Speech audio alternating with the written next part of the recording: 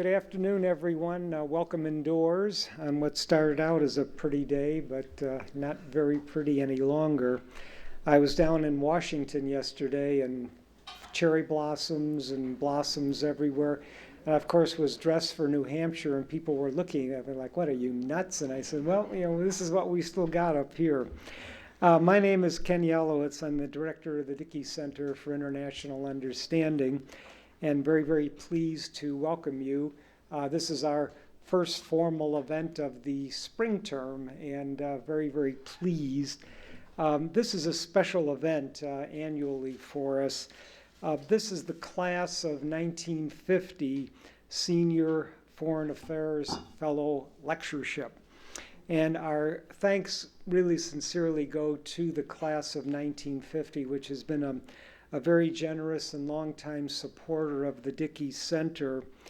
And I would say that this fellowship is made possible by that class of 1950.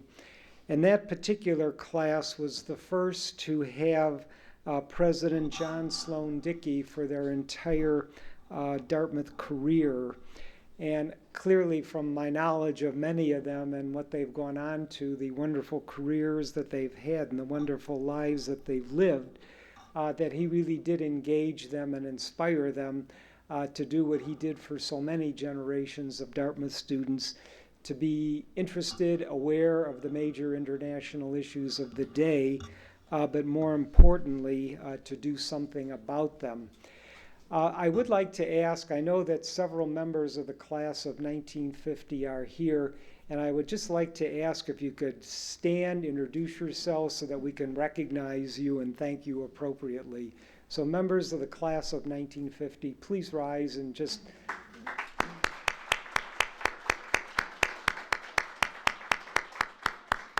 And why don't you say your names so that everybody will know? I'm Doug Smith. Right? Jack Hardick, we live in Norwich. Right, good. I know Joe Medlicott had hoped to be here, but he could not make it today. But our thanks to you for the continuing support of that wonderful class. I hope you'll be as intrigued as I am as a former diplomat, by the title of our talk today. And Professor Calestous Juma has a wonderful sense of humor, as I've learned over the years that I've known him. And I love that, rebooting diplomacy. Next time I go to Washington, back to the State Department, I'm gonna take that one with us. But our speaker today is a very, very distinguished individual. Professor Calestous Juma is the professor of the practice of international development, the director of the Science and Technology and Innovation at the Belfer Center for Science and International Affairs at the Harvard Kennedy School. He is also a very, very well-known individual, and today being Earth Day, it's really appropriate that we have Dr. Juma with us.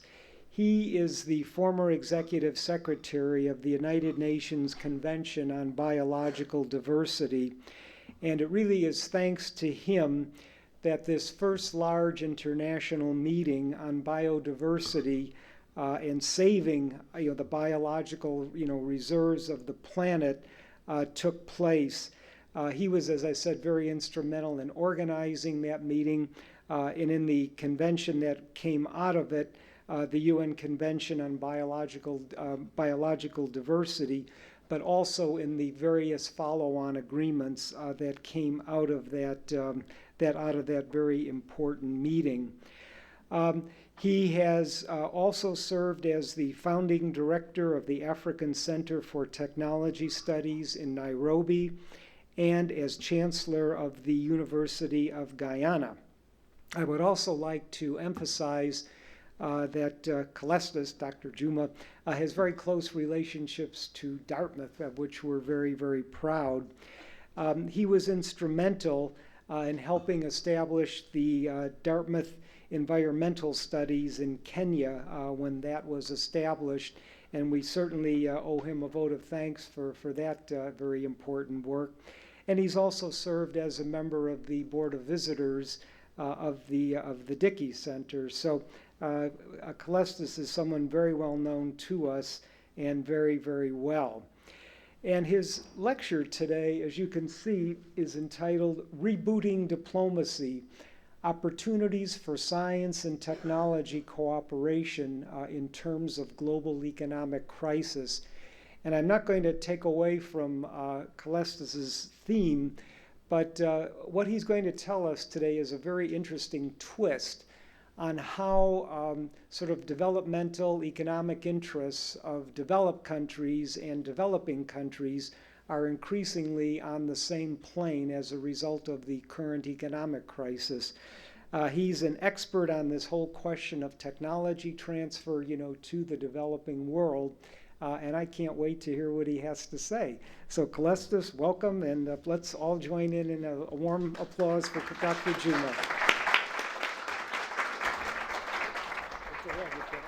Thank you.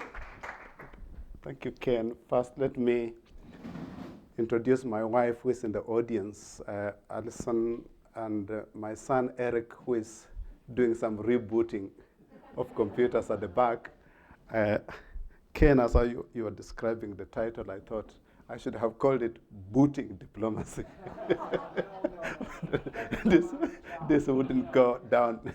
This wouldn't go down very well. I've been serving on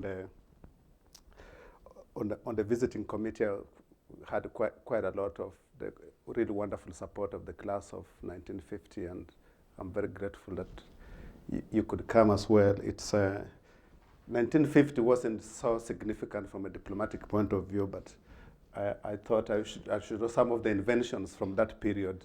This is the origin of the credit card. The first time we know about the credit card. This is your class of 1950.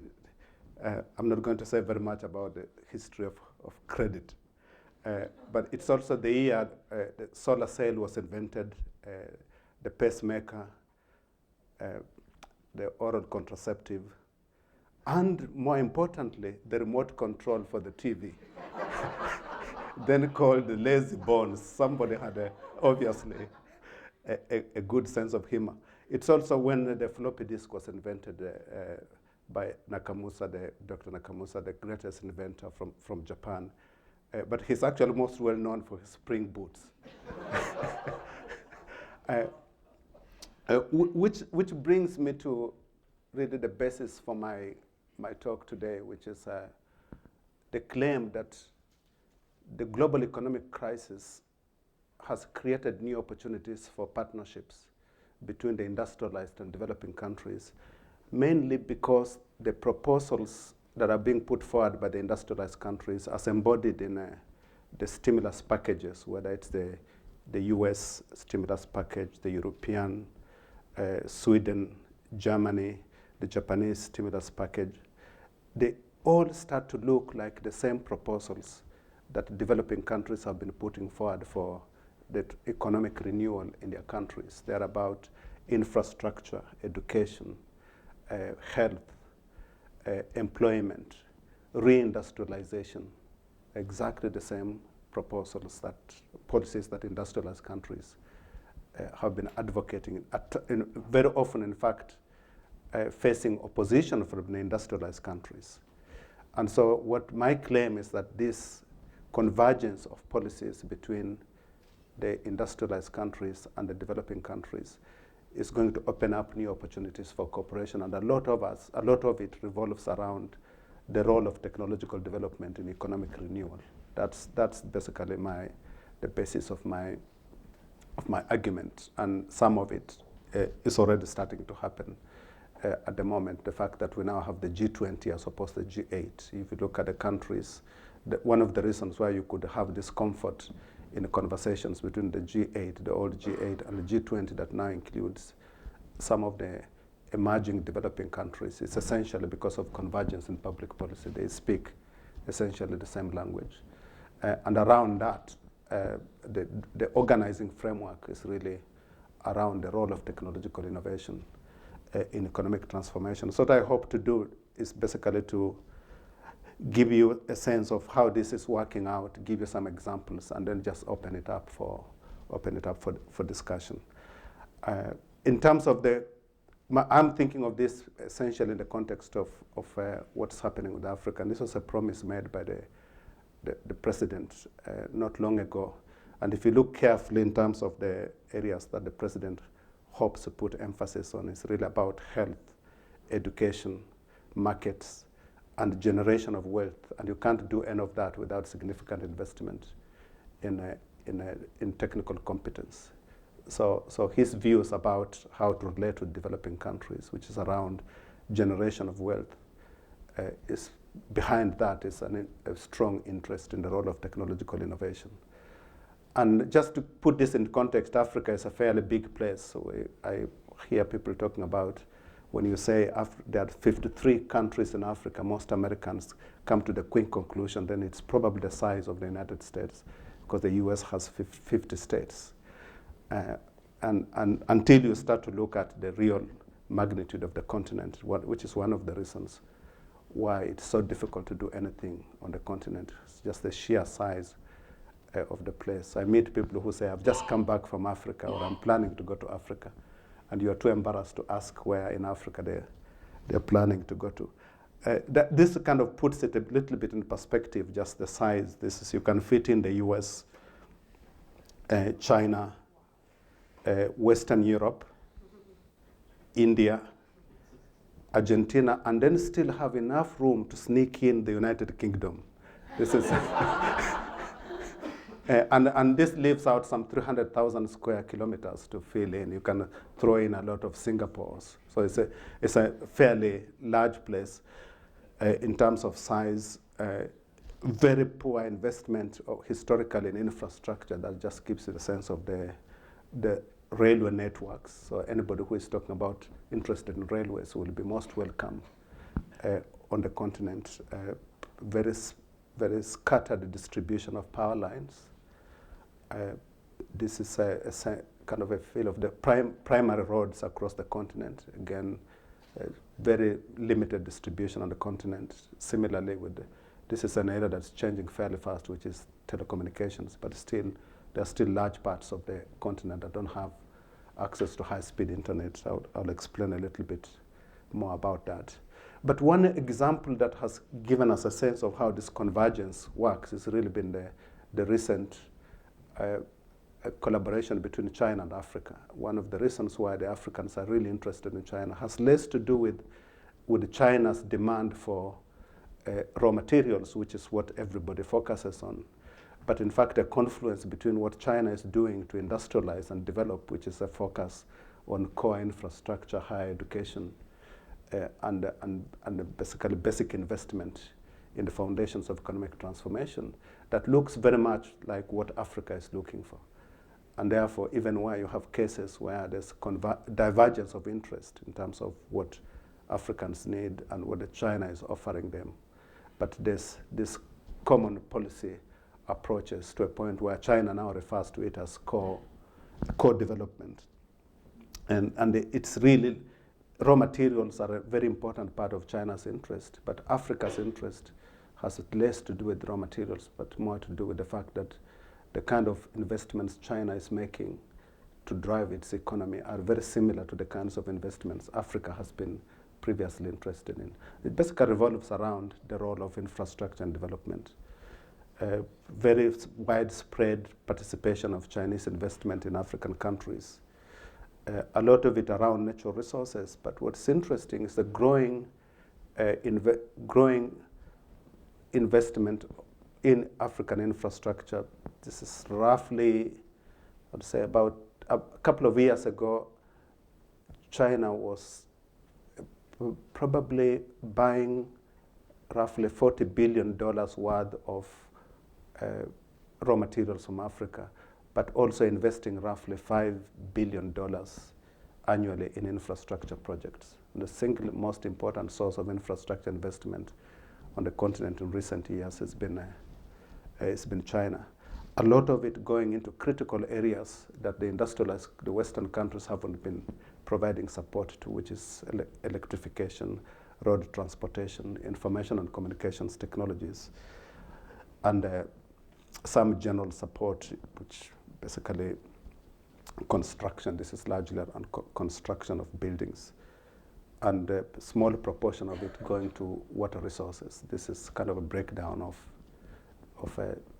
where China is putting its infrastructure funding, of which my estimate is that between 10 and 15% of China's investment in Africa is going to infrastructure projects. Most of it linked, in fact, to basically creating a foundation for access to raw materials, but those roads also have dual use. When you build a road to take out minerals, you are also creating opportunity for other forms of transportation. The other related aspects, this is China is admitting roughly 3,000 African students a year into its universities, most of them going into the sciences. No other country is investing to that level in building up capabilities in Africa. I had a conversation once with the late president of Zambia, who is a lawyer by training. He was very unhappy with the agreement that he had signed with China. Everybody was questioning it, which is basically buying out most of the mines at very relatively low price. And I asked him, I said, why, if you don't like the agreement, why did you sign it? And he said, at least they're training my engineers. That was their response. And nobody's training African engineers. So the African leaders are very clear about the role of engineering in long-term transformation of the continent. And they are they have been picking friends based on the ability of those countries to provide the training in the engineering sciences. And so anybody who has a sensible science and technology diplomacy policy would focus essentially on those issues. And the Japanese have already been doing that.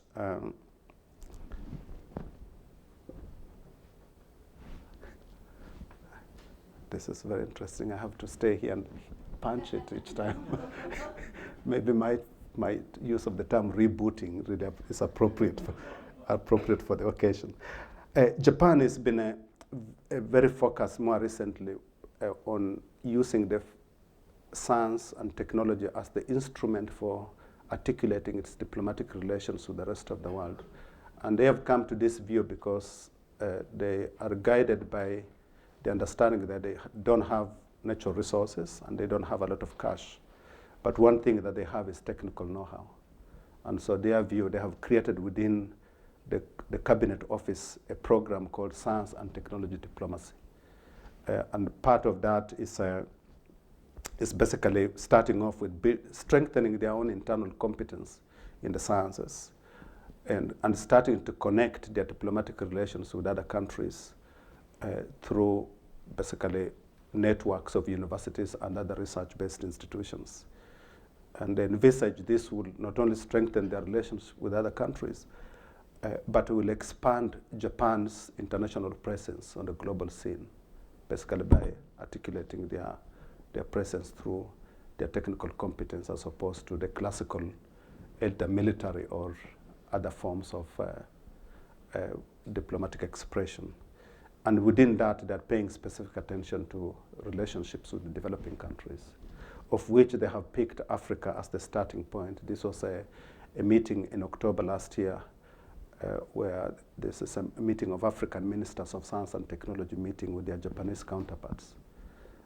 And just a few days before that meeting, there was a smaller working group, basically a contact group between the same ministers and the Japanese Minister of Science and Technology, at which I participated. It was very interesting to see how, not only how Japan was positioning itself, but the level of enthusiasm and interest on the part of African ministers of science and technology in wanting to engage with Japan diplomatically, because this was a different way of relating to the industrialized countries.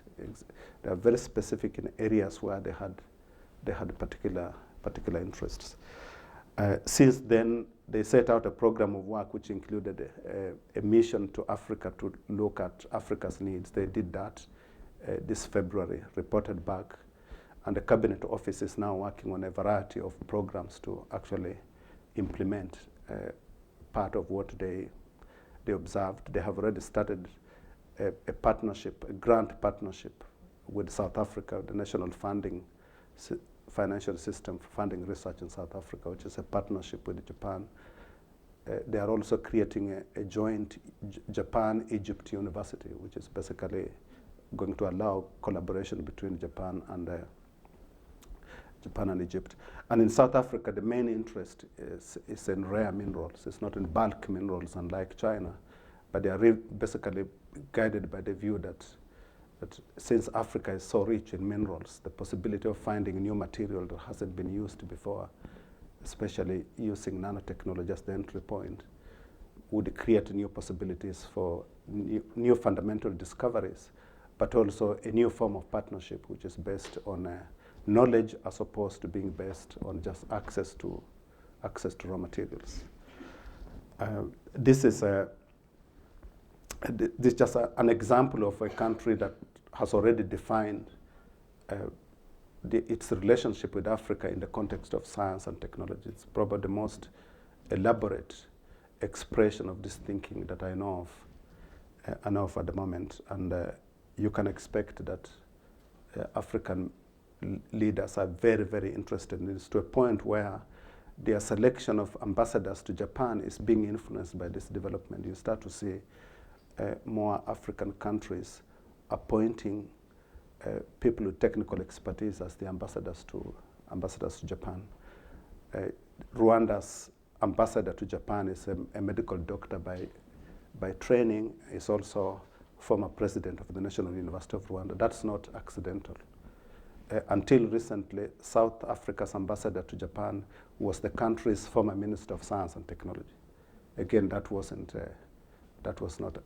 accidental. That was basically recognition on the part of Africa again of seeing science and technology as the basis upon which to construct a new form of diplomatic relations. I am guided in this by the view that on the one hand you have the diplomatic developments, on the other hand you have really significant advances in science and technology that make it possible now to really reconstruct diplomatic relations around simple devices, simple technologies.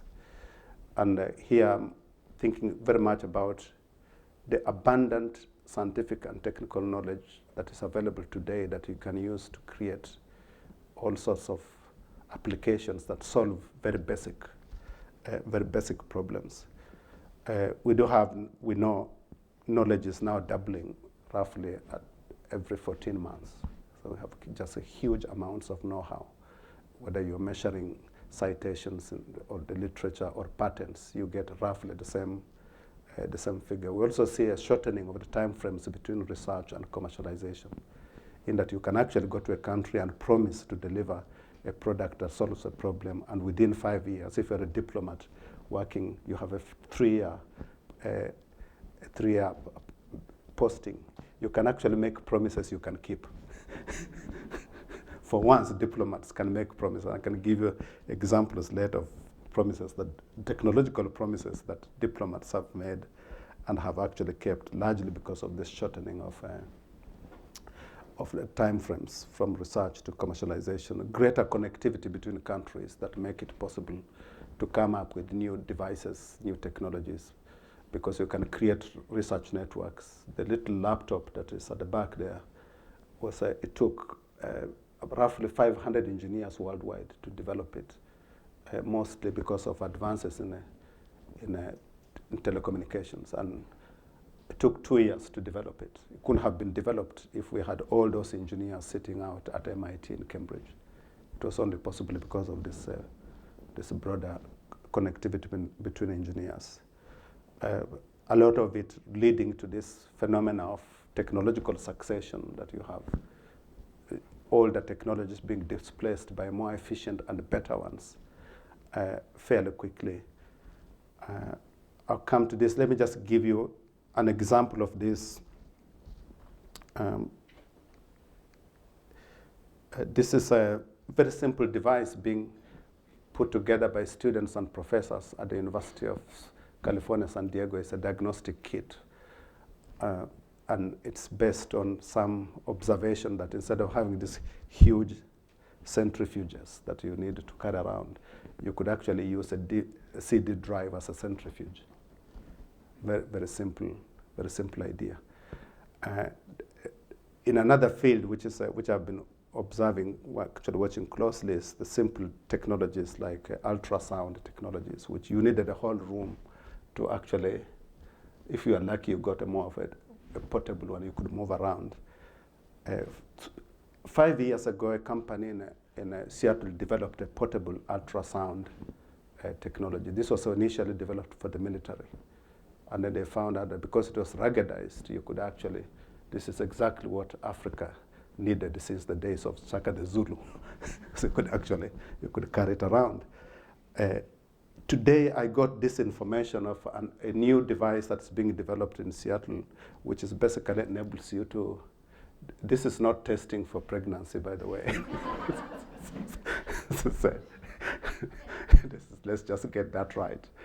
But you can also then transmit the image by basically through a cell phone. So anybody with a cell phone anywhere will get that image. And you don't have to be in the village where the diagnosis is actually being carried out. It can be taken straight onto somebody's cell phone, a doctor's cell phone, and the doctor could carry out that interpretation. It's a huge shift. Just literally, I've been trying to get this to my village, negotiating with this company to donate some of these units to take to my village in Western Kenya. And a colleague of mine who I've been working with, tracking technological advances in the health sector, just sent me this today. It's in the news today. So I don't need to carry. This one, I would have to worry a little bit about customs officials wanting to extract a bribe from me if I bring it in the country. This one, they can't probably tell the difference between this and a cell phone. So just the changes and the possibilities of doing things over a very short time frame. We've actually none of this is new. We've seen it with mobile telecommunication. It's the same analogy with the mobile phones. We call them mobile. Some people think we call them mobiles because we can actually carry them around with us. That's not the case. The reason they're called mobile is the first mobile, it was called Mobile Telephone A, developed by Ericsson in 1956.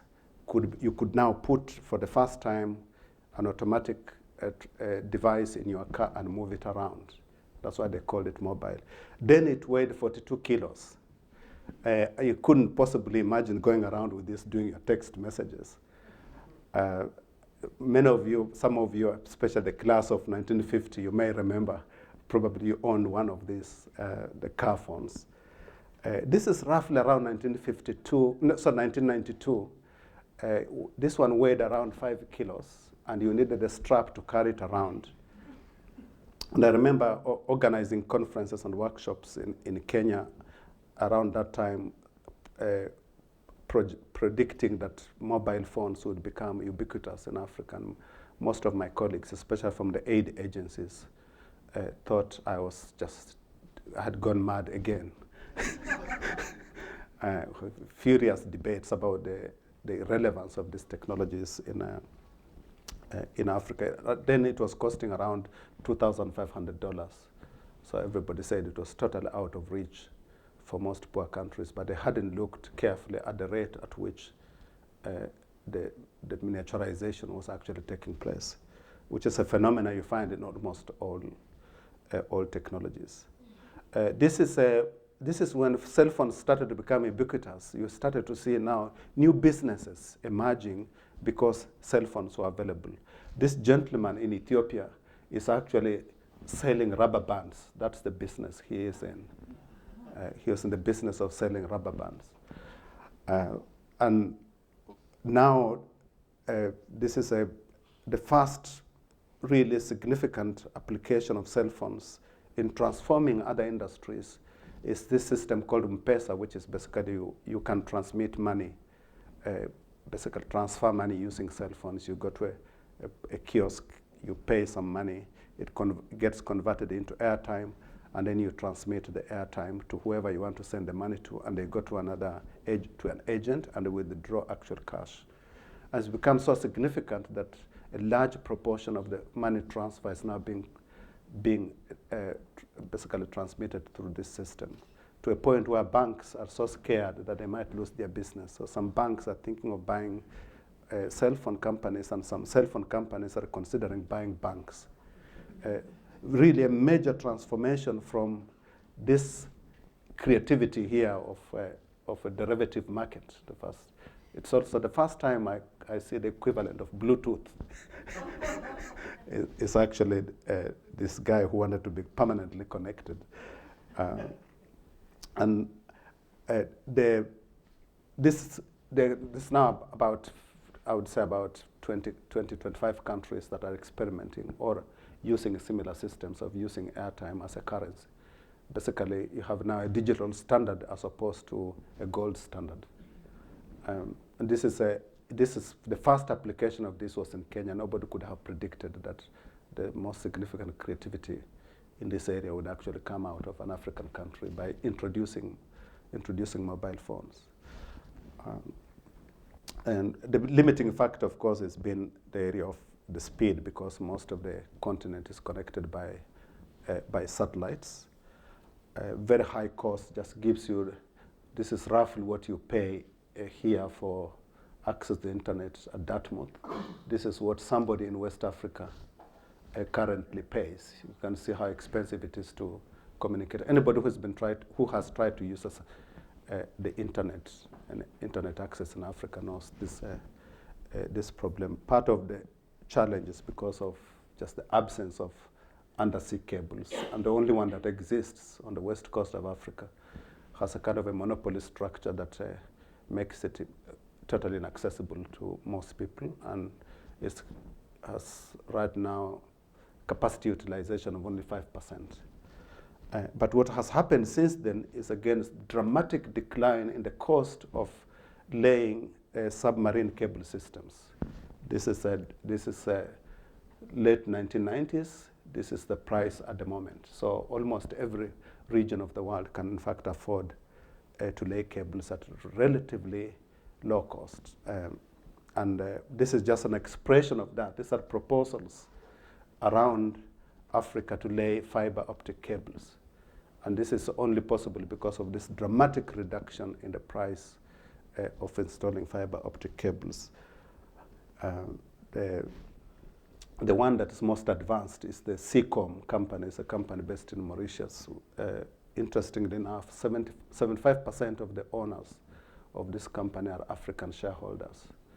A very small proportion of it is owned by a French company and some US investors as well.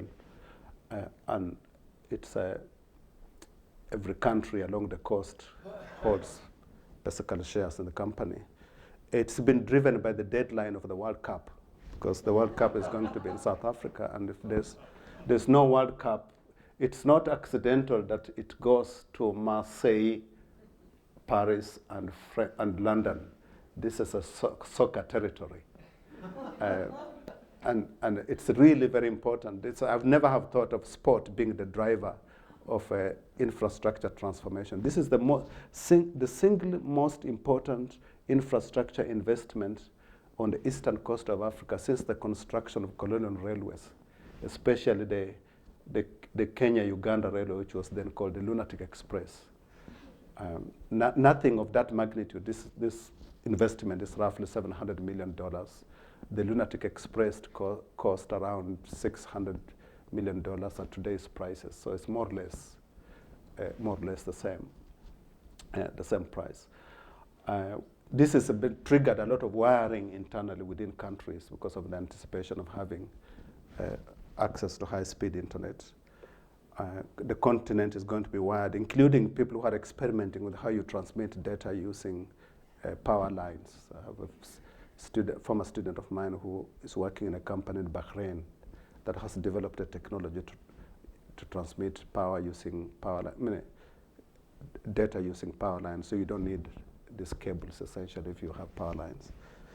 And then one important player is the entry of Google as part of the so-called the O3B, the other 3 billion networks, which is basically targeting the tropics, which are among the most isolated regions of the world. And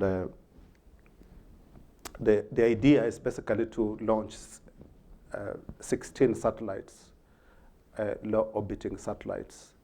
And because they'll be close enough, you have basically, you solve the problem of latency in that the communication it's closer enough, so you don't have this delay, which gives you the echo when you communicate. The other thing is that by providing more satellites, there will be this continuous overlap between the satellites, so you don't lose connectivity. And each of the satellites has 12 antennas, and those antennas can be teledirected to a home.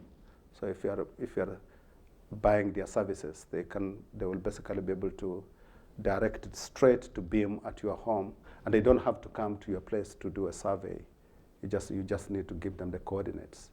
And this project will get on stream, in fact, in 2010. And what we are looking at here is really ubiquitous access to high-speed internet based on the undersea cables and satellite communication that's going to reduce the price of communication by 90%, high-speed communication by 90%. So this idea of Africa being isolated or appearing to be a dark continent is going to be gone by the time we have the World Cup, because this is the cut-off point. In fact, it's become so interesting that Mozambique, which is one of the destinations for the fiber optical cable, is bidding to host the next All Africa football games, because they can now show this, people in Europe can watch the competition in Africa. Again, I would never have anticipated that the driver would be the area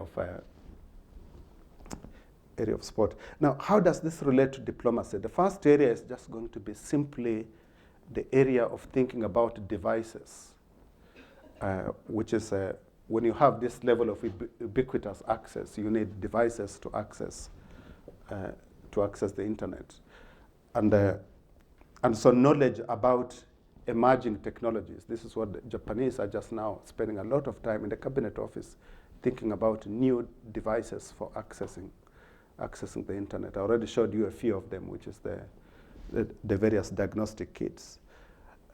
We have just this is going to be kind of a scene of the past, in that this internet kiosks are going to disappear, and as you can see, the growth area is going to be mobile broadband. And this area of mobile broadband is going to start getting into not just communication, transforming communication, but also starting to transform other fields like health and education. We have examples of Kindle and e-books. These are going to be new areas by which you can start to do diplomacy in a very, very different way in terms of sharing knowledge and expertise. We have already the iTunes, the open courseware systems. But the key areas that are going to make a difference for Africa are going to be the area of building up the human resource capacity of the continent to be able to take advantage of these emerging technologies. And so these are areas from a diplomatic point of view that are of great interest. In fact, some countries, for example, the president of Malawi, in choosing an ambassador to Washington, decided to give the ambassador very specific instructions to work on higher education, basically to connect universities. This is also being recognized by the administration here. President Obama made a statement at the G20 meeting, which is very interesting, on agriculture. And the first reference to transformation of agricultural development in the developing world was in leveraging America's land grant colleges, an asset that hasn't been used recently, partly because of poor connectivity. So the area of human capital, starting off with primary education, and Eric would be able to show you later on how this MIT laptop, the one laptop per child laptop, works. I have to disclose I'm on the board of directors of the foundation, so I have a vested interest. We've distributed about 1 million units around the world. That's in Peru, that's Uruguay, Ethiopia, Haiti, Iraq. That's Rwanda, actually, on the runway next the airport. That's the only place the kids could have basically Wi-Fi connectivity. So when you land into Rwanda, you will see this site all the time. But given what is happening with the high-speed internet connectivity, this is going to be a site of the past. And we have a very small market in the Vatican, really small. I'm very hopeful about that market is actually going to grow. It took a lot of effort to try to get this laptop in the hands of the Pope. This was a colleague of ours from the Brazilian Academy of Sciences who assured us that he could get access, which he did.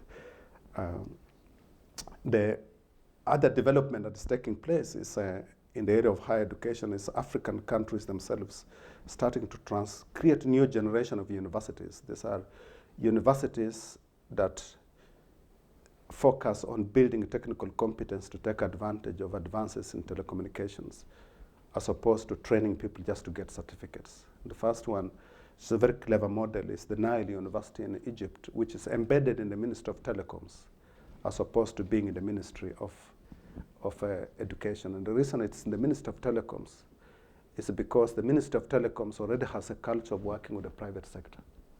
And so if you put a university in the Ministry of Telecoms, that university would work with the private sector.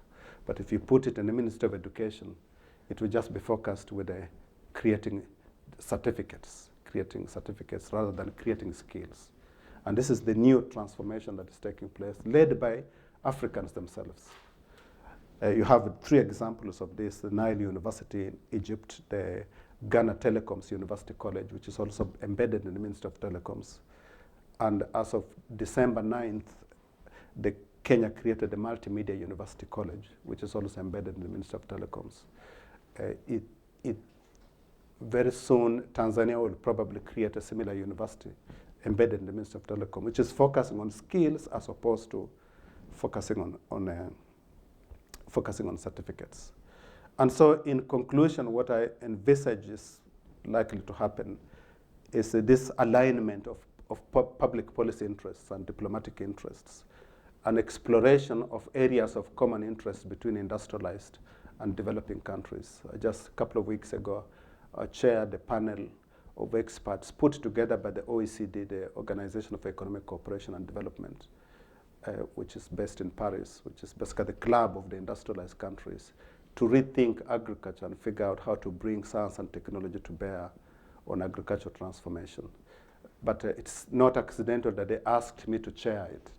They could have just done it having an OECD person chair it. But the reason they asked me to chair it is because the OECD countries are starting to look into new ways of expanding their contacts with emerging countries. And the third area that I think is going to be critical for diplomatic relations is this area of identification of technology missions, of figuring out what countries are actually interested in, and then using that as a basis to forge relations. I ran an executive training course for senior policymakers from developing countries, and last year I did my 5th edition of that course, and it was very interesting. I had at least 3 countries that participating in that course come to me and say, we would like to enter into a science and technology agreement with the United States. These are African countries. And when I checked, I found out that only 4 African countries have such agreements with the US, that is South Africa, Rwanda, Cape Verde, and Egypt. Very small number of them. The reason Cape Verde has it was because at one point there was a Cape Verdean ambassador to DC, Jose Brito, who was an engineer by training. And for him it was obvious to have that kind of partnership. Switzerland didn't have such an agreement with the US until recently. But the key thing here is that they are all organized around very specific areas of technological partnerships. And many of these are now going to go in areas like infrastructure development, health, education, the kinds of issues that are germane to economic transformation. This is very different from old agreements, S&T agreements that prevailed during the Cold War period, which were really about security, energy defined in security terms. We are now seeing agreements that are organized around economic transformation. Otherwise, there would be no reason for the US to enter into an agreement with a country like Rwanda unless it was organized around economic transformation. And I think a large part of that is going to be driven by this interest in thinking about the creation of new knowledge-based institutions, predominantly universities. So I think we've entered this new age of what I call the age of science and technology diplomacy, which actually has been confirmed by a bill prepared by Senator Dick Lugar that was basically approved by the Senate Committee on Foreign Relations on 31st of March, that proposes to create science envoys, basically, so that the US would start now appointing science diplomats with basically this interest to focus on scientific research and education.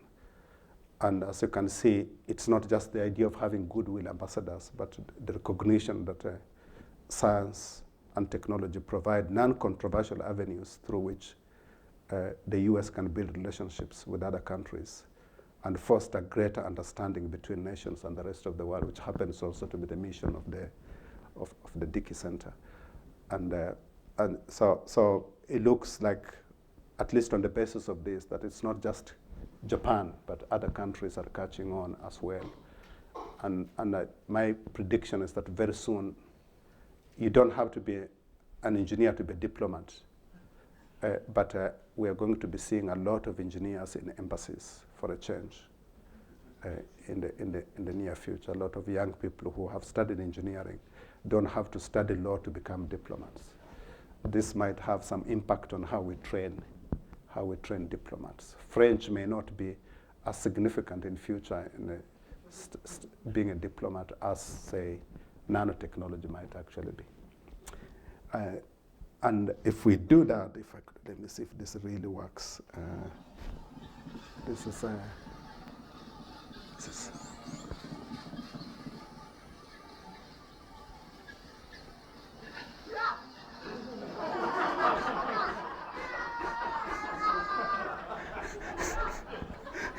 I could. This has no relevance to the to the talk in any way. Just I was hoping to show this actually in DC. That was my depiction of Senator Dick Lugar, but because he's come up with some really fantastic bills. In addition to this one, he's also putting forward a bill to support investment in land grant colleges in developing countries. So he's certainly somebody who is on the run and with a very clear and focused mission. So I'm open to questions. I'm sorry I took much longer than I expected. So.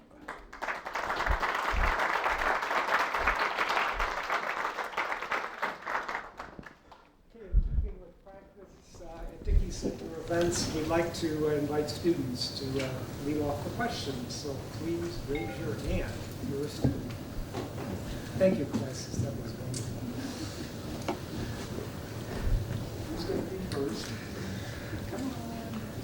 There we go. Good. I was just wondering. Oh, thanks. I was just wondering, when you're considering African countries, if I take Kenya for example, most of the people who have the power to create the change that you're talking about, I think are most of them are very corrupt or not very open to issues like this. And so I was just wondering, how do you propose that we go about making the leaders aware that this is where the whole world is going, and this is where you need to join us in this for this to happen? I was just wondering, how do you propose that people start talking to really old politicians who are not ready to change their ways and start thinking the way you're thinking? Boot them out of office. Seriously, just throw them out. But this is where having a lot of countries is really a good thing. I had the benefit a few years ago of helping the African Union to put together a summit on science and technology. And of course, since it was an African Union, I had to interact with most of the presidents. I met with a lot of them privately. And it's very interesting. First of all, they are very aware of the importance of science and technology in development. I was surprised to see the clarity of thinking. But I observed one thing, which was that every time I met with them, they would ask their ministers to leave the room. And this got me, I became very uncomfortable because I felt that if I discuss with them and their ministers are not in the room, how will they follow up? So I took the courage to ask one of them. And they said, the ministers are the problem. And why are they the problem? It is not the corruption issues. It's more the constitutional structures of these countries and the silos in terms of functioning of ministries that make it very difficult to get these issues expressed at the highest level possible. Because it's not because they're corrupt, but it's because these countries don't have strategic vision that incorporates science and technology in their thinking. And every time the presidents have tried to do it, it's the ministers who fight them. I'll give you a good example that I'm familiar with, which is the president of Malawi had this view that he could create a new generation of universities that could help to modernize the informal sector of the capital city of Lilongwe. He thought, like, in the same way as MIT has helped to modernize, helped in the 20s to modernize the industry in the Boston area. He had that vision. When he proposed this creation of the Lilongwe University of Science and Technology, the Minister for Research, Science and Technology came over to him and said, Mr. President, this is not the job of universities. This is the job of national research institutes. The president was really surprised by that. He abolished the ministry and created a Department of Science and Technology in the presidency to make sure that this job gets done.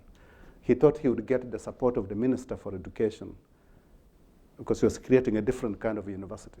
The Minister for Education comes a few months later and says, Mr. President, if this is going to do the job of transforming the economy, it should not be called a university. These guys should just teach like other universities. And by the way, if they start teaching like other universities, they will start duplicating. So why not give the money to existing universities? So the president, who I had a lot of discussions with, had a long conversation with him in February 2007 in Addis Ababa, went back home, reorganized his cabinet, and combined the two ministries and appointed himself the minister to get this job done because he's now fighting with his own ministers. And everybody started saying, he's such a dictator. He's accumulating too much power. He put together a budget to Parliament, which included a new additional money for research, science, and technology. But because the ministry was now in the office of the president, everybody used that as more evidence that he's accumulating resources for himself. He's being accused of corruption and all sorts of activities. He's running again, his elections in May, and I would like him to be re-elected. He basically went to Parliament and said, if you don't approve that budget by a certain date, I'm going to dissolve Parliament, so you guys can go home.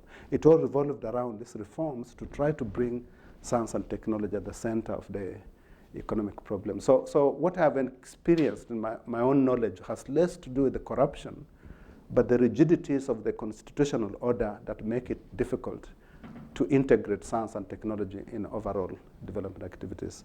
The president of Rwanda solved this problem in 2006, early 2006, by taking the Minister for Science and Technology and bringing him in the presidency.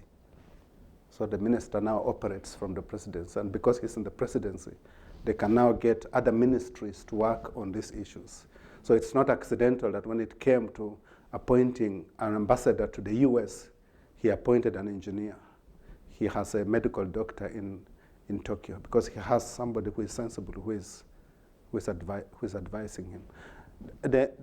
So I think the constitutional structures that were left behind by the colonial systems are a bigger problem than the corruption, in my view. You take Kenya, where you come from, the president, you look at the job description of the president, and I used to serve on the President's Economic Advisory Council. The job description of the president day-to-day functions is ethnic balancing, not running the economy. It's ethnic balancing. The vice president, who is the most powerful person in the country, the second most powerful person in the country, you look at their portfolio, sometimes they may have the police under them, very often they don't. But they have things like museums, archives. Now, these are very important, but I don't think they're as important as the issues we're discussing. But that's what the vice president deals with. Then you get the third most powerful person in this country is usually the minister for finance, who is essentially an accountant, whose main job is to make sure that nobody touches the money. And you can't do any of these things without investing. Then you'll have a minister for economic planning, whose main job is to produce plans, but not to implement. So the whole governance structure is just totally dysfunctional from a development point of view. That's why it doesn't happen. It has less to do with corruption, more to do with the justice, this lack of a proper developmental-oriented state.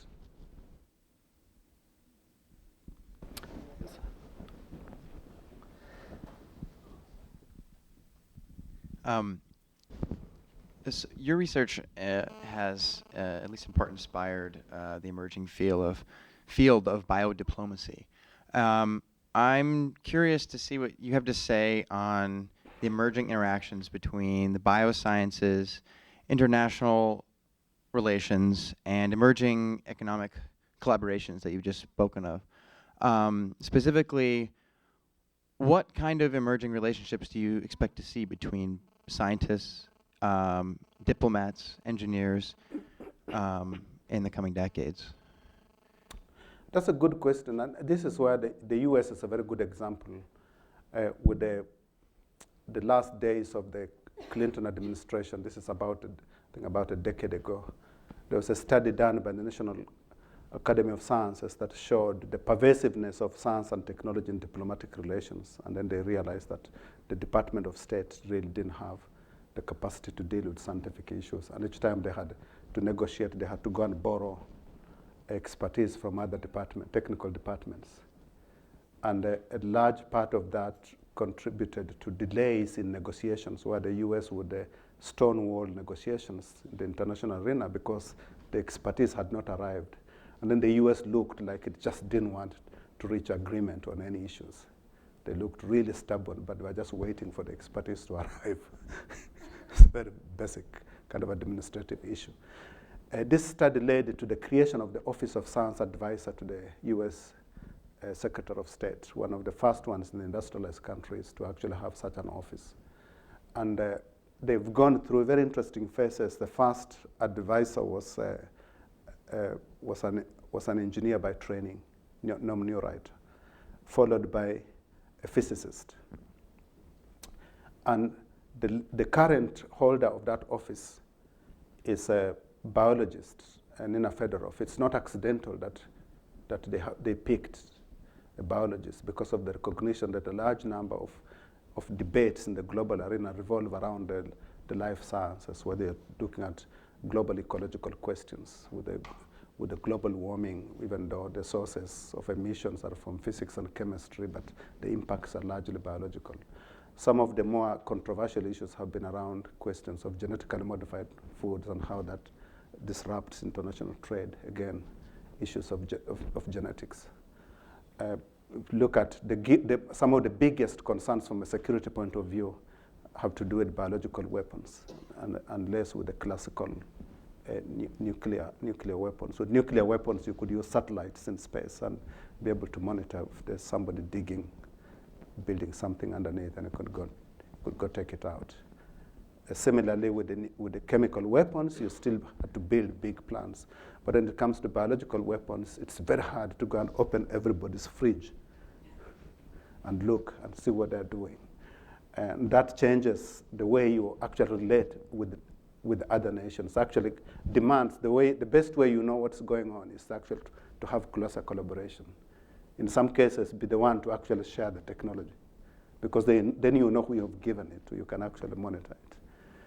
And so I think that the life sciences, both as a field of study, but also as a source of metaphors in terms of connectivity and systems thinking, is going to have a much bigger impact on how diplomatic relations work. Some countries, the UK now uses this idea of the ecology of advice, where instead of having a chief scientific advisor to the prime minister, they have every department of government has a scientific advisor. And the science advice, there are now 8 of them. They all talk to each other, interact with each other fairly regularly. Again, drawing on biological metaphors on how you do diplomacy and how, in fact, under Tony Blair, the coordinator of international development aid in the UK was essentially the science advisor of the Prime Minister, as opposed to the Department for International Development. Again, because of this, both biology as a metaphor of how the world works, but also biology as a field when you start to talk about the impact of advances in life sciences on society. But what we are dealing with now is more like the convergence of all these fields. Most interesting stuff is happening at the interface between biology, physics, and chemistry. Many of these devices that I was showing you as examples, these are only possible because we're moving to the nano level. When we move to the nano level, it's really the interface and the convergence of these various fields as opposed to one single one. And if they converge, then you are back to the systems thinking. Yes. Considering the nature and track record of the Chinese government, do you see it leveraging its current investments in Africa in the future in ways to gain political advantage, especially considering the fragility of many African regimes?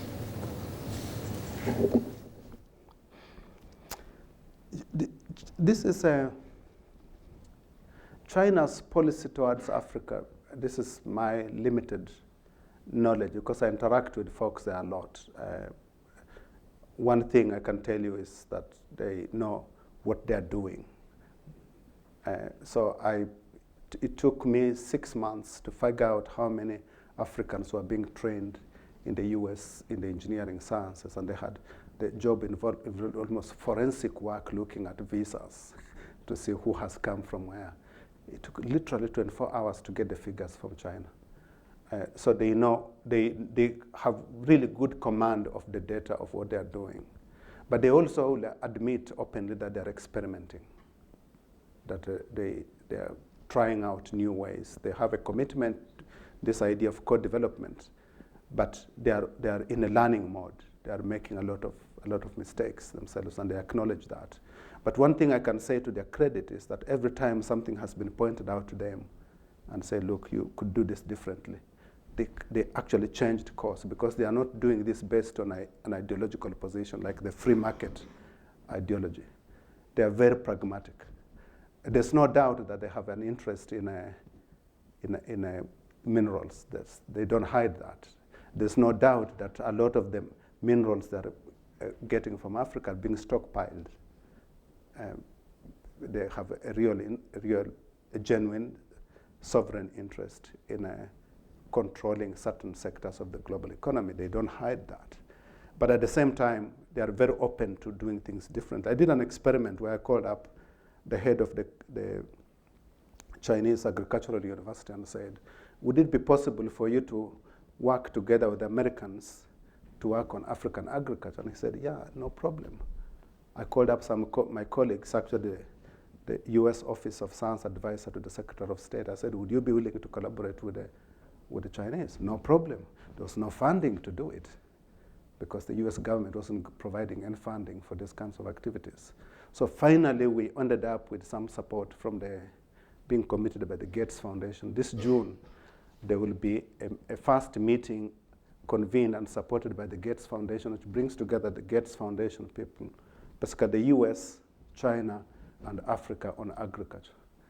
But this door got opened because people in China didn't see any problems with learning anything new because they're not doing it on the basis of ideology. And this has led me to the view that we need to engage them more directly and very practically by just posing questions. I have colleagues who posed some questions to them regarding their loan to the Democratic Republic of the Congo, which is the largest financing scheme they have ever put together in Africa. And somebody noticed that that support included a lot of investment to build infrastructure projects, but didn't have any financing on how to maintain it. And within a few months, they came back and said, oh, we've added in 2 engineering schools, just on the basis of feedback. So there is, in my view, a window there that makes it possible to actually engage the Chinese, and they have lessons, contemporary lessons on how they have transformed their economies that will be of relevance, not just for the Africans, but also for sections of the industrialized countries. This meeting I was chairing recently, there was a colleague from China who heads the secretariat of the consultative group on international agriculture in Washington, D.C., and he came and he wanted to talk about his organization in Washington. And I went to him and said, I don't want to hear about your organization in Washington, I want to hear about China. He was very pained to kind of try to remember what China did 10, 15 years ago. And when he described how China transformed its agriculture, it was so simple and straightforward, anybody could do it. But nobody's looking to China for ideas on how they did it, because we dismiss their political system. And by dismissing the political system, we don't think anything useful can happen in that country. So I hope that we can engage with them in the same pragmatic way that they're willing to engage with everybody else. And I haven't had problems having conversations with them, and I'm glad that the Gates Foundation is actually engaging them at the moment.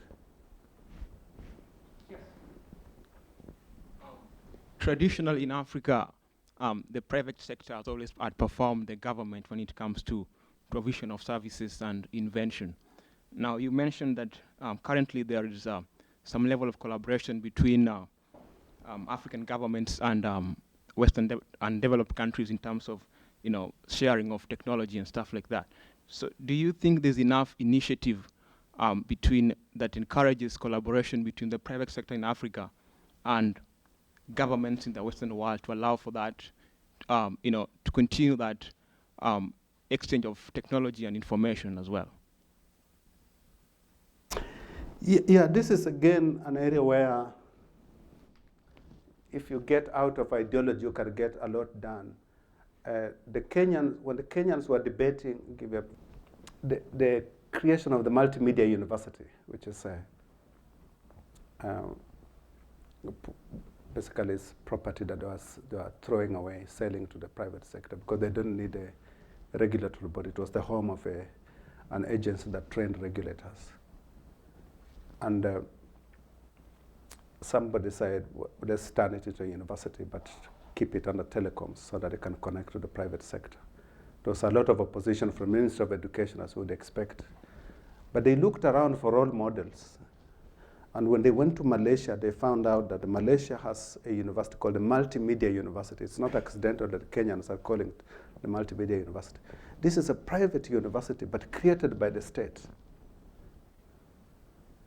The government created a fully private university as opposed to being a parastatal or an extension of the government. And this is a model that many African countries are starting to look into, of having government agencies incubate private sector enterprises, and then have those private sector enterprises be the basis for collaborating with other private enterprises. And the reason the Malaysians did this is because you have a culture, private sector culture. If a company from the US goes to a developing country, it has a way by which it deals, for example, with intellectual property rights. They feel very uncomfortable working with a public enterprise where people have been trained to believe that you give away seed, for example, for free. And there's no culture of protecting intellectual property rights. They're more comfortable working with another private enterprise. So smart governments are creating these private institutions so that the private institutions can become the vehicle for economic transformation. then I've seen it work the other way around as well, where public institutions basically create universities. Korea is a very good example. So the way it's working in Africa is actually not that unique. It's been tried in other places. And this is my hypothesis, that it's African governments that become more entrepreneurial as states. And being entrepreneurial, I mean having the capacity to identify, assess, and take advantage of opportunities by building new institutions or reviving old ones. That's my definition of an entrepreneurship. That those governments are the ones that are going to succeed, where they see their job as promoting entrepreneurship, but they also behave in an entrepreneurial manner. Rwanda is a good example where the president heading a public institution behaves as if he was a private enterprise. He goes into old barracks, takes over old barracks, and converts the old barracks into a university college, the Kigali Institute of Science and Technology. In my view, this is where the renewal of the continent is going to come from, is where public officials who behave as if they were private entrepreneurs, creating new things, because nothing happens unless you've created new things. But every time you create new things, you meet resistance, so you need political capital. And the only people who have political capital are heads of state, especially after elections. They have some capital to spend.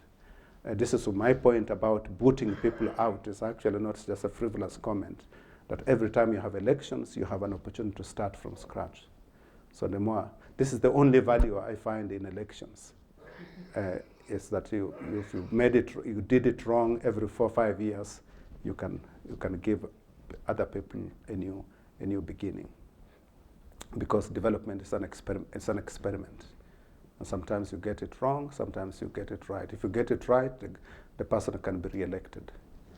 And I think we're going to see more and more of leaders of that kind. I can name at least 7 African leaders that I think fall in that category. 10 years ago, I couldn't name any. 10 years ago, I would only whine about the bad leaders. Now I can talk about the good ones. And I want to talk more about the good ones because they serve as role models. And it's very interesting, these summits of the African leaders, I hate them. They're big gatherings. Every 6 months, the presidents get together. And I was teasing one of them, saying, "Are you the one who put Jambo in Jamboree?" But what's very interesting is when they get together, because I've observed them, there's a lot of sharing of experiences among themselves, of what works and what actually doesn't work. So I see those summits of African presidents more or less as an open college where they learn from each other. And that's the only value of those gatherings, that those who are succeeding, like the president of Malawi, who succeeded in fixing the famine problem over a very short period. And by the way, the reason he was able to do it, he took charge of the Ministry of Agriculture as well. They controlled it, and then was able to give subsidies in areas where the international agency did not allow subsidies to be given. And when you ask him, how did you succeed? He said, it's a coordination problem. And only I, as president, the president's office, could coordinate. But he was doing an entrepreneurial exercise, basically creating something new. That's where I think a lot of fresh ideas are going to come from, when you get these opportunities for leaders who can experiment with new ideas. And we're getting more bold leaders who are willing to take on new ideas. This is one of the advantages of having many countries, that every 2 months you have elections somewhere in Africa. That's an experiment. Now you can shut your eyes and just focus on Zimbabwe and ignore what's happening, and then you'll be surprised that some places, Ethiopia has been growing at what percentage in the last 5 to 10 years? A phenomenal growth rate. The thing that's limiting it now is energy access, but consistently grown over 6. I think there was a decline in their growth rate to about 6%, and they were complaining. that their growth rate was down to 6%. This, for them, this was bad news. I'm going to ask a question then. What I wanted to ask, you showed maps earlier with sort of electricity lines and infrastructure. And my question is whether the developments that you're describing are going to take place first in those areas where the roads are already developed, the infrastructure is there. In other words, is this going to be a process of uneven development in certain parts of Africa, or more general? How's the process going to work? Yeah, I think that's a very good question. I've been doing some work with the African Development Bank, where I've been encouraging them to anticipate greater investment and interest in infrastructure. And I've done a paper just on ICT called Bundling of ICT Infrastructure, because infrastructure follows infrastructure. Or put kind of more bluntly, I believe that the road to prosperity is roads. It's very simple. So that's the foundation. If you don't have roads, forget it. You can't move seed and you can't move produce. You're back to subsistence agriculture. How are they going to build roads? Because the conventional wisdom has been you have to determine the rate of return on roads first before you can build it. Now, roads sometimes are not, how do I put it? You can't do pilot on roads. You have to build it all the way. You can't say, let's just build the road from only halfway and see if it works, and then we'll extend it to the next city. You have to connect the two cities. Like the guys who are doing the optical fiber, they couldn't say, let's just build it to Eden and then see if it works, then we'll extend it to London. They had to send it to London right away. So most infrastructure projects are associated with overinvestment at the beginning. So there's a lot of upfront costs because you have to do it at scale right from the beginning. And the reason I actually showed that map of Africa is to show you the level of scale you are dealing with. It's really huge. And so I'm arguing, this is my view, is that you have to leverage or mobilize other assets in society to invest in infrastructure development that are not connected with the claims about rates of return. And so when I look at African countries, the one area that I'm particularly interested in is the role of the African militaries, because it's all about construction. This is the one thing that the military is really good at. They go to a place, the first thing is they're building their houses to barricade themselves. Actually, the first thing they do is to set up the capacity to communicate. So they know a lot about communication. Secondly, they barricade themselves. So they know about buildings. They need to be able to move. They figure out how to move. They know about building things. This is one thing the military is good at. You do an assessment of African militaries, even in very small countries. The best engineers and doctors are actually in the military. So I've been working on this idea of actually figuring out how to leverage the military and then engage the militaries in other countries to partner with African militaries, the equivalent of the Army Corps of Engineers, for whatever you might say about their record in this country. In the 30s, they did phenomenal work in infrastructure development, soil conservation programs. I've been looking at the history of France, the role of the military in the creation of infrastructure in France in historical times. The Royal Army in the UK played a very important role in the construction of British infrastructure.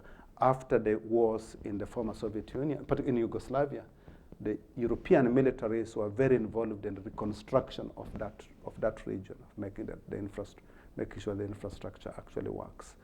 This is where I'm looking at the opportunities, and I'm going further and suggesting that some smaller African countries really do not need armies. They can convert them into the equivalent of the Army Corps of Engineers, use the resources in infrastructure development, and enter into some partnership to guarantee security for themselves. It's for the same reason I'm actually going to meet with AFRICOM in May to discuss this same issue, because the African leaders don't want the Africa Command having its headquarters on the continent. And that's because the image of the US Army that they see is basically modeled along Iraq and Afghanistan. But if it was the image of the Army Corps of Engineers, there would be a very different reaction to the American military. But these are issues I actually discuss with African leaders about engaging with the military. That's where the infrastructure construction support is going to come from, is those partnerships. It's not going to be the usual private-public partnerships, which I think is a useless phraseology. But I think getting people who can actually do things, who know how to build things. I believe the word engineer comes from Old Latin for builders of big machines.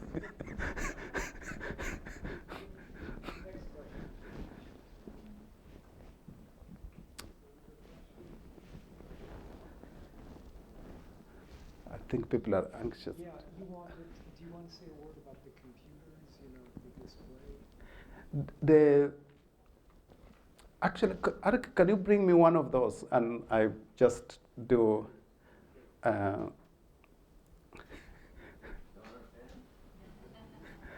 Eric will be able to explain to you how they work. But the idea behind it is very simple, which is it's a good example of, thank you, of technological abundance. It has no moving parts. It uses flash memory.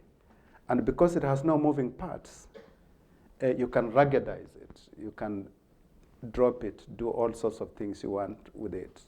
It's not a laptop in the conventional sense of other computers that you do these packages, software packages, word processing. It's really an educational tool. And whenever you have any of them in a room like this, basically these antennas, they communicate with each other. And so a teacher can work from one of them, and all the kids who are connected by wireless, this can send a signal up to 2.4 kilometers, depending on the terrain. So technically, you can get into what I call mobile education using this. And the philosophy behind it is very simple, which is that human beings are both teachers and learners at the same time. So if kids have a tool like this, they'll develop something and then they want to share it. So it's designed to allow kids to share what they have found out or what they have actually developed. It's been a very difficult. We set it up as a non-profit organization, and that's because Nicholas Negroponte believes that children are not a market. So that's his philosophy. But technically, the only breakthrough here is the display, which you can read under the sun. Everything else, there are probably about 30 patents on the whole technology. A lot of them are donated ideas from a lot of engineers worldwide. Uses Linux, but if you wanted to use Windows, there's a $3 Windows package that you can add onto it. And one of its impacts has been to force computer companies to start developing the so-called netbooks that cost roughly $300. Computer companies, first of all, they said this was not technically feasible. And when it started to look like it was going to be feasible, they had all sorts of arguments against, especially Intel and Microsoft. I was on a panel at which, because the original one was a little slow, at which the head of Intel said that giving children in developing countries a slow computer is like telling people to switch from using cars to using faster horses. It was thoroughly derided. I think that it's the first word it's the first word in a journey towards mobile education. It is going to do for education what cell phones have done for telecommunications. Where was that developed, sir? It's developed at MIT, mostly with the MIT students, but a lot of companies like Google, Amazon, and like 30 or so companies contributed to its development. The next one is going to be touch screen, much lighter. The battery lasts about 5 hours. The next generation is going to have a battery that lasts 40 hours. The only change is in the display, because the display uses much less power. And our hope is that there will be some other organizations or companies will come up and develop even better designs. What we are doing is basically opening up creating a new species of technologies that we hope will do for education what cell phones have done for communication. And one break. but please don't throw it at other people.